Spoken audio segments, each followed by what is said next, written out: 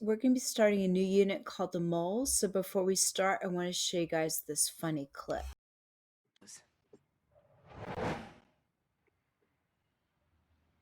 Mini-Me has switched sides. Ah!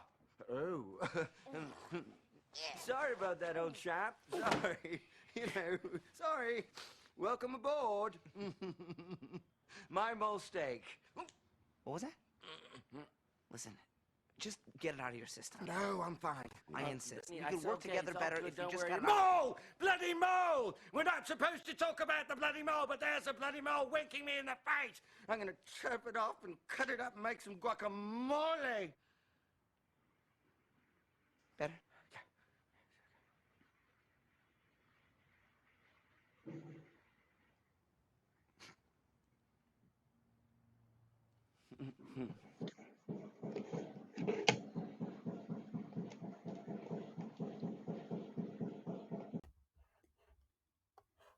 Okay, so we're starting a new unit called the mole. And before we get into the mole, obviously it's not something on your face, and it's not something like the animal. When we think about the mole, the animal, it's actually a unit of measurement in chemistry. So if we look at the atom, we think about the atom is extremely small. So the size of an atom is 1.67 times 10 to the negative 24th grams. So obviously we cannot go into the lab and weigh out an individual atom. So we've come up with this idea of moles. So atoms are so small that we cannot work with grams when we work with individual atoms. So if you remember from the atom unit, we came up with a unit, AMUs, which stands for atomic mass unit, as a unit of mass for atoms because atoms obviously are so small. So when we work with atoms, instead of working with individual atoms, we work with groups of atoms, and these groups of atoms are called moles. So if we think about water, for example, one water molecule has 2 hydrogen atoms and 1 oxygen atoms. If we had 4 water molecules, that would have 8 hydrogen atoms and 4 oxygen atoms. And if we worked with a mole of water molecules, we would have 2 moles of hydrogen and 1 mole of oxygen. So if you look at this, one water molecule, we obviously cannot weigh out on a balance. We also cannot weigh out 4 water molecules. That would still be too small an amount to weigh out on a balance. So when we start working with moles of water molecules, then we have enough to actually weigh out on a balance. So chemists, might have considered at some point other groups, like groups of atoms. If we had a dozen atoms, that would be 12 atoms. That would still be too small an amount to weigh out in a balance. If we had a pair of atoms, that would only be 2. Again, too small an amount. If we had a ream of atoms, that would be like 500 atoms. That would still be too small an amount. And even if we thought about something like a ton, where we have 2,000 pounds, that's still too small an amount. If we had like 2,000 atoms, that would still be too small an amount to weigh out in a balance. So we have special names in our world to describe large amounts of different objects, and likewise chemists have special names to describe large amounts of atoms. Just not these names here, because that wouldn't work. So a mole is a counting unit, kind of like a dozen or a pair. And the mole is an amount of a substance that contains the same number of particles that there are in 12 grams of carbon-12. So if you were to get 12 grams of carbon-12 and count out how many atoms you have, that number of atoms would be a mole of atoms. So the person that came up with the idea of grouping atoms together in order to have enough atoms to actually weigh out on a balance was Amadeo Avogadro. And this is kind of something taken from a painting done of him. And this is the number here. So this is obviously much larger even than 1,000, or I mean, excuse me, 2,000 like we had in a ton. So this is beyond thousands or quadrillions. And the number is 6.022 times 10 to 23rd. And Amedeo Avogadro did not actually come up with this number. He actually just came up with the idea of grouping atoms together. Somebody later on came up with the actual number, and then they named it after him to honor him. So when we say there's 12 in a dozen, when we're talking about a mole, there's 6.022 times 10 to 23rd amount of something in a mole. Okay, so when we're talking about a mole of anything, it's going to contain this particular number of particles. So I have a picture here of a mole of glucose. This beaker contains 6.022 times 10 to 23rd molecules. If we look at this beaker with water in it, this contains 6.022 times 10 to 23rd water molecules. And then if we look at this beaker of mothballs, this contains 6.022 times 10 to 23rd molecules of paradichlorobenzene.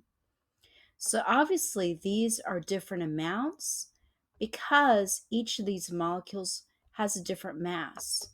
So this beaker here has that 6.022 times 10 to 23rd glucose molecules, but it contains 180 grams of material because that is the molar mass or molecular mass of glucose.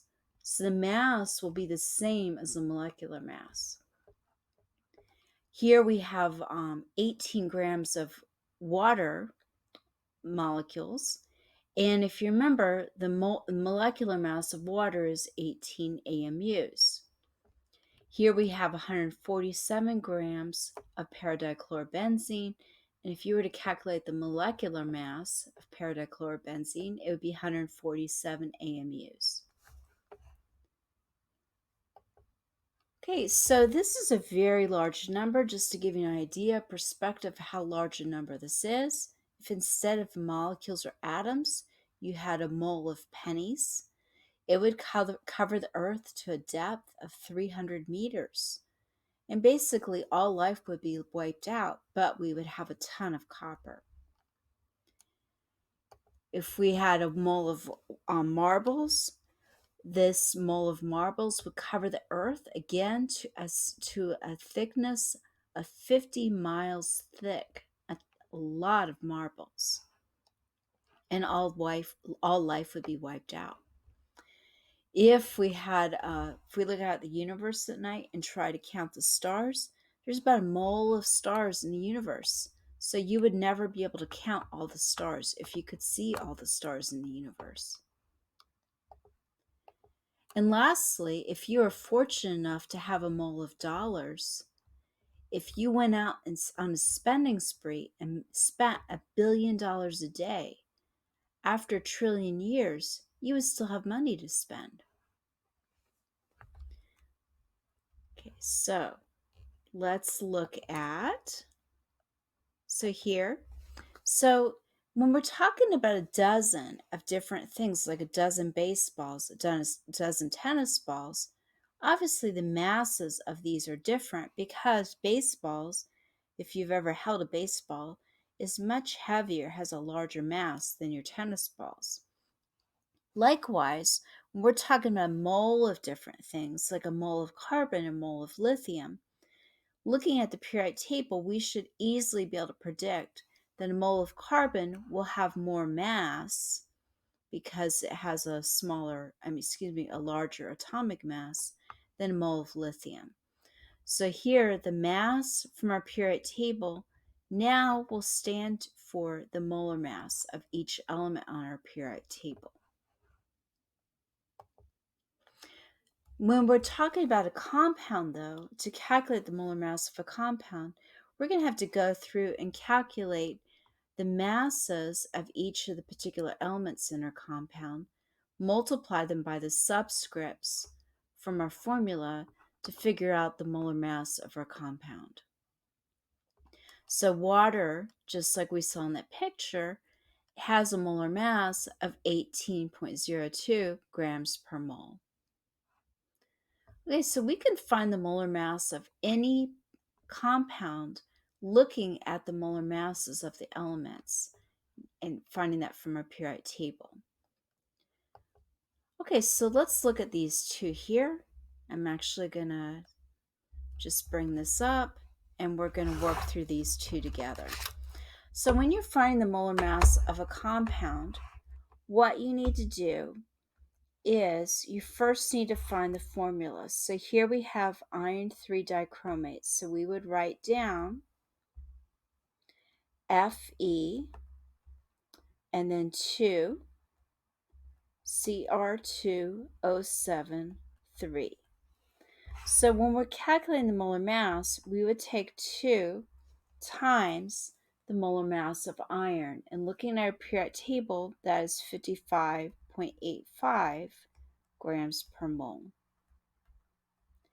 We would add to that, there's 6 chromium atoms. So we'd say 6 times, and then 52.00 grams per mole. And then there's 21 oxygen atoms. So we'd say 21 times 16.00 grams per mole. And then we would add those different things together. So if I get at my calculator, I'm going to say 2 times 55.85 plus 6 times 52 plus 21 times 16. And that will give me 759.70 grams per mole. So typically you will round these molar masses to 2 places past the decimal.